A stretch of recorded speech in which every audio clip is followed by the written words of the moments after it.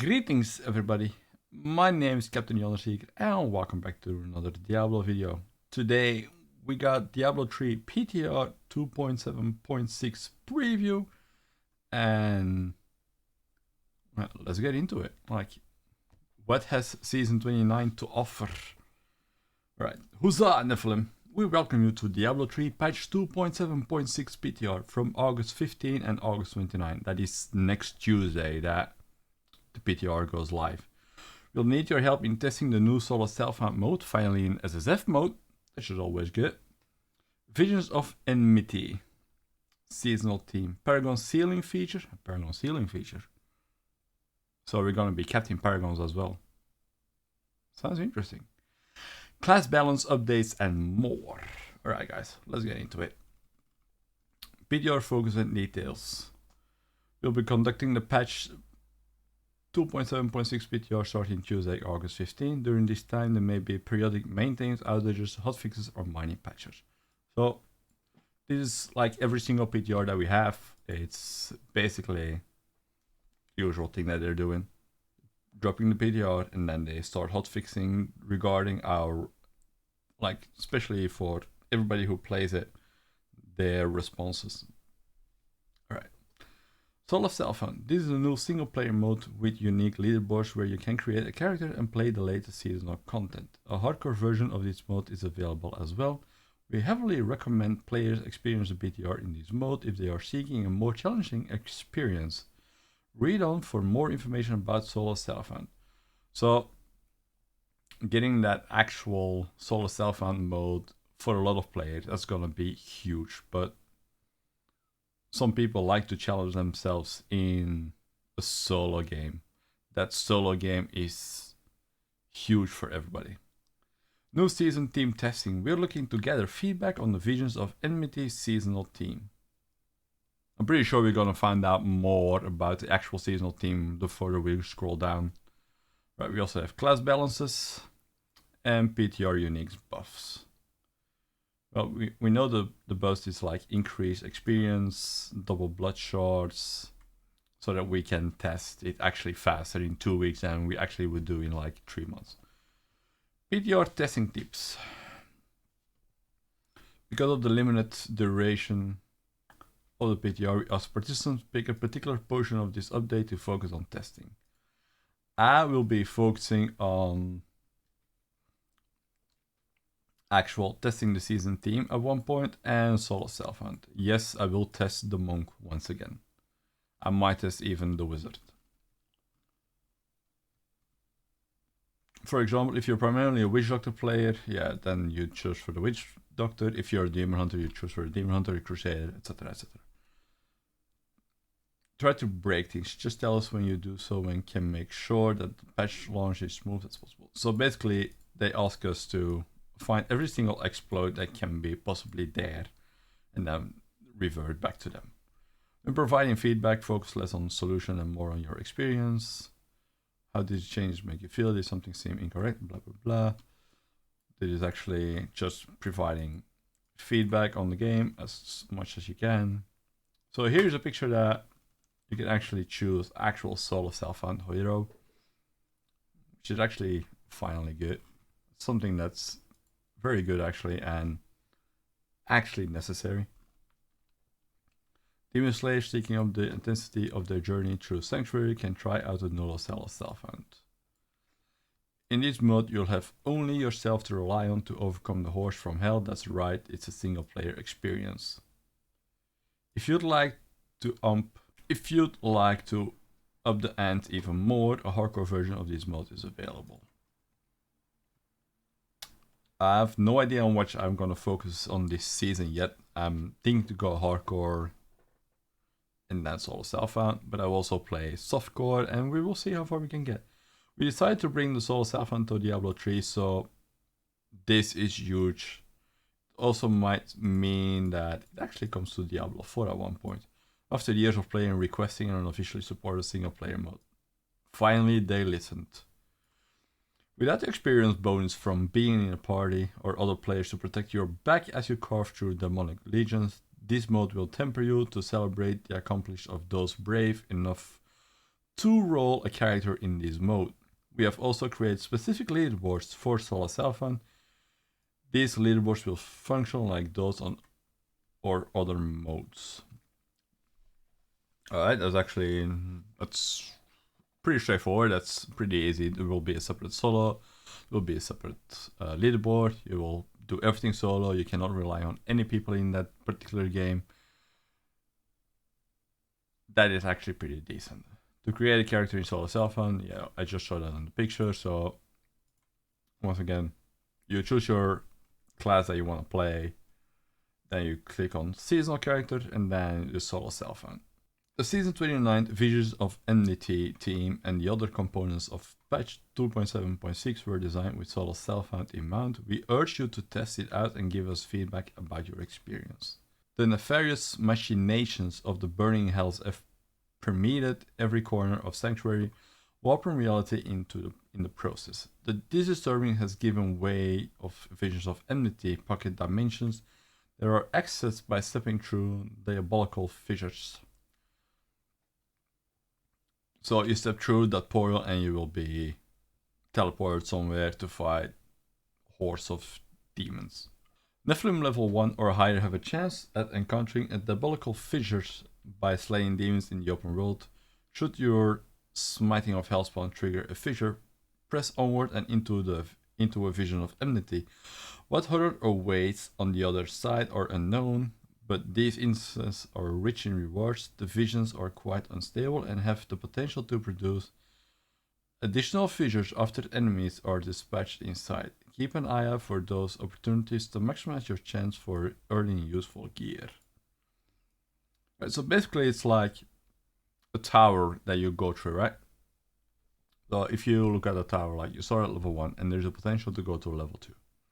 So if you go to level 2, right, you fight monsters again, which has the potential to spawn another portal to the next floor, and so on and so on. It's like, how I see it at the moment, it's like a tower-based system. Start at level 1 and then you try to go as high as possible without actually dying or... Watch your health, Nephilim. New powers originating from the Burning Hells have been bestowed upon all enemies inside the visions, making them more lethal than before. Enervating creates an area of effect around the monster that reduces the player's movement speed by 65%. That's huge! Player's movement speed by 65% reduced. That is massive. Cooldown reduction by 50%, so your cooldown reduction seems to be, let's say if you have 70% cooldown reduction, right? That will be like 35% then, potentially. Necrotic, the player's healing is reduced by 65%. Monsters have a damage over time effect that deals 180% of the player's maximum health over 30 seconds. This effect is removed if the player is healed above 95%. So basically what you want to try is stay constantly above 95%. That's gonna be tough. Sounds interesting. Resource leech. Hitting a player removes 65% of their maximum resource. This is huge for everybody that relies on their resource. Basically every single class actually. So that means that you have 35% left of, let's say, you have 100 spirit, right? 65% taken off is 35%. It's 35 spirit that remains. So you want to amp up as much spirit as you can. So you actually might, or fury, or whatever you're gonna use. So you might, I'm thinking out of the mindset of a monk. So that also means that when you're actually doing that, you're actually constantly need like a buff for your resource, so it instantly comes up again. Paragon ceiling, this is huge, like basically a Paragon cap. We are introducing changes to Paragon points to work in tandem with solo self-found and the Season 29 team. You can only assign a total of 800 Paragon points to your character. So basically, You level up 1 to 70, and then you start your Paragon journey, and then you get to what 800, and then it begins. Previously, you were only able to assign a total of 50 Paragon points to each attribute within the core defense, offense, and utility categories. But now you can assign up to 200 in each attribute. Each category can only have 200 Paragons placed in them. So they give you the option to put 800 Paragon points on your Paragon board. To do that, you need to start calculating now how you're actually going to do it. Like, for example, this is like 200 Paragons total. You can only put 200 Paragons in total on that particular aspect of, like, if you want F1s, you can only attach 200 of those. So we need to figure out a way to actually have a good balance between all of them. So there's going to be some calculating. Like for utility, it's going to be huge for your area damage. Developers note, we understand that Paragon was king in terms of character power. With the change this season, we want to shift that power from main stat grinding to gameplay knowledge and gear grinding, gear hunting. We choose 800 as our initial starting point and would appreciate your feedback on this cap. So let's say we start at 800. 800 might not be enough. So a lot of people aim for being Paragon 1500 up to 2000 so that you can shake it up a little bit.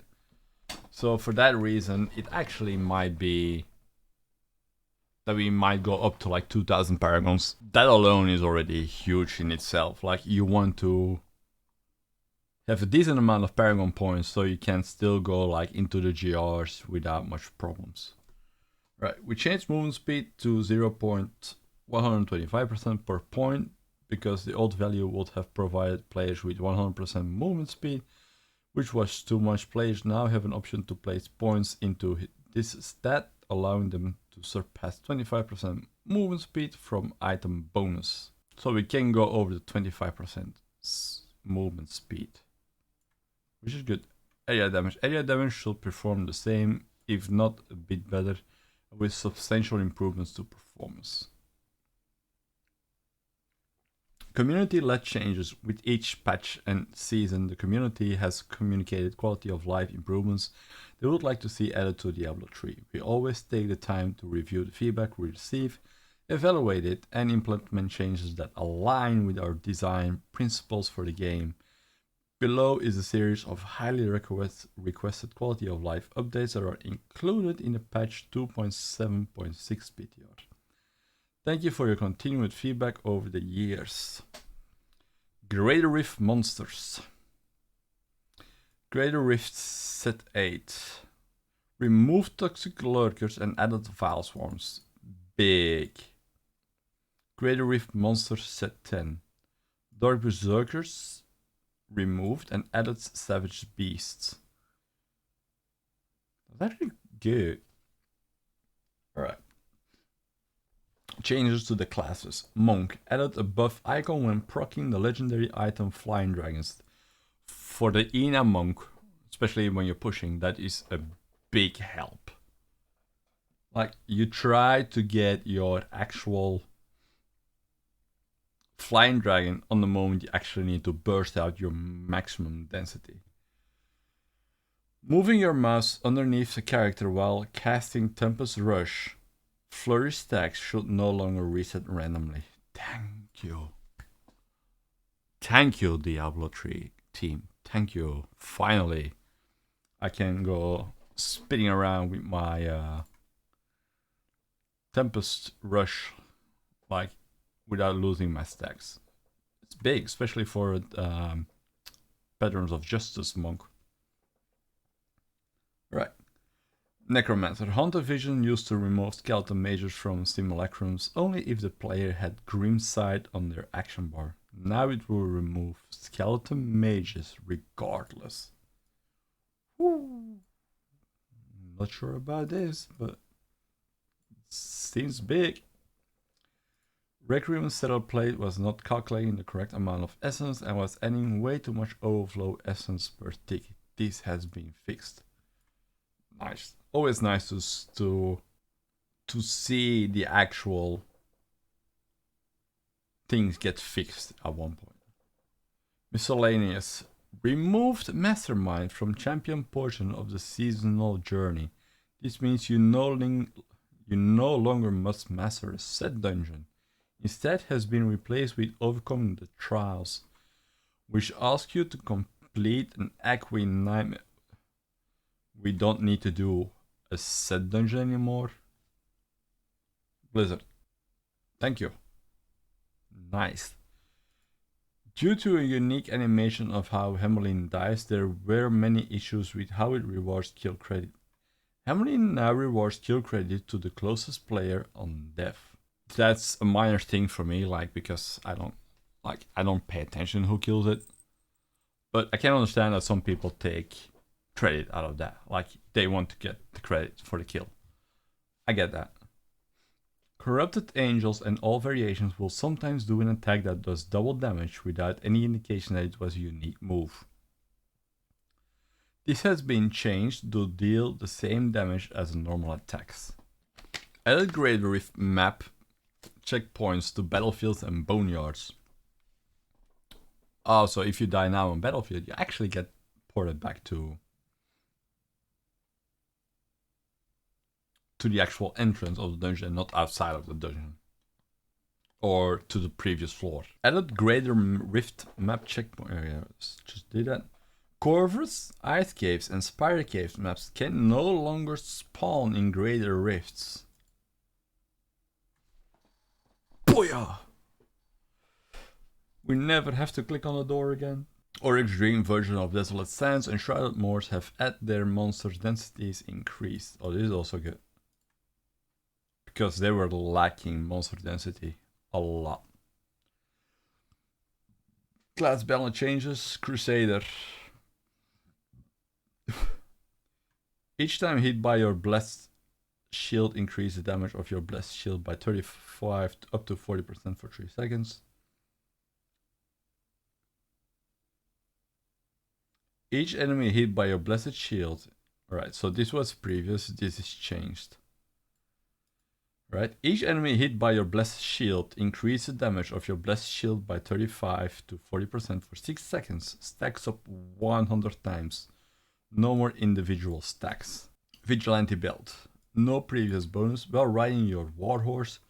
Fist of the Heavens deals increased damage equal to your movement speed and is automatically called down on a random nearby enemy at an interval based on your attack speed if it's on your action bar. So it needs to be on your action bar to activate the attack speed. Demon Hunter. Gain 4 seconds of momentum when attacking with a primary skill at a maximum duration of 20 seconds. Your primary skills deal 10% increased damage per second of momentum. Alright, what's the change? Gain 4 seconds of momentum when attacking with a primary skill at a maximum duration of 4 seconds. Okay, that remains the same. This duration begins counting down after a delay of 5 seconds. After each application, your primary skills deals 10% increased damage. So if you attack with your primary skill, right? That means that you have instantly 4 seconds. So for each attack that you do, you go up to 20 seconds. After 5 seconds, after the delay of 5 seconds, it starts counting down. So it goes backwards. So you need to keep hitting with your primary skill. Alright, developers note. We want the Gears of Dreadland to be easier to play optimally. However, we had to forego the visual indicator that showed stacks. 25 to 50% chance to clock when attacking. It's for the clock eye. Casting Hex, Angry Chicken turns all your pets into exploding chickens. Chickens deal 150 up to 200% increased damage, and Angry Chickens deals 50% more damage per exploded chicken. This is huge actually. Chicken witch doctors everywhere. Manayuma's Way. Your Hex Angry Chicken explosion damage is increased by 2000%. and slay enemies trigger an additional explosion. This is what we had. Like your Hex Angry Chicken lasts 15 seconds. Movement speed was as a chicken is increased by an additional 100. While you are an angry chicken, you spawn a chicken every second that seeks enemies and deal 25% of your angry chicken explosion damage. Hex Angry Chicken explosion damage is increased by 2000%. That remains the same, there is no change. Your Hex Angry Chicken lasts 15 seconds and movement speed as a chicken is increased by 100% while gaining 75% damage reduction for 5 seconds after. Alright, somewhat of an survivability stats. It's not bad. While you are an angry chicken, you spawn a chicken every half a second that seeks enemies and deal 100% of your angry chicken explosion damage. Alright. And these are hotfixes and auto-installed PTR. Like, overall, I'm quite happy with these patch notes actually. Like, we have the solo self-found.